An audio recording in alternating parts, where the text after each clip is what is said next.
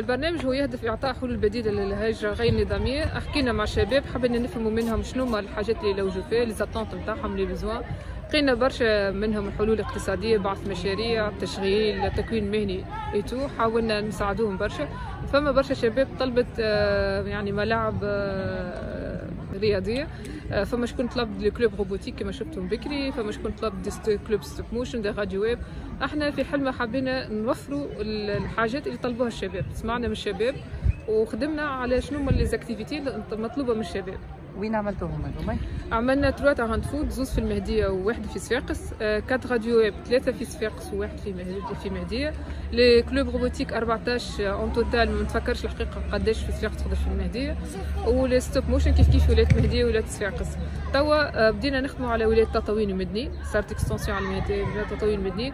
ان شاء الله باش نكملوا كيف نشوفوا شنو هما يحبوا الشباب، شنو الاحتياجات. الكونتكست مختلف برشا في تطوين المدنيين، باش نركزوا اكثر على الانقطاع المبكر على الدراسه، خاطر لقينا اكبر تحدي عندنا هو الانقطاع المبكر على الدراسه. وباش نركزوا على شنو الحاجات اللي تخلي الشباب معناها شنو يخليه يواصل دراسته. اسكو النقل، وسائل النقل، اسكو الكلوب هذوما اللي لازم يكونوا موجودين في لي زيكول والا في لي كوليج. قاعدين نشوفوا مع وزاره التربيه ووزاره الشباب والرياضه على هذا.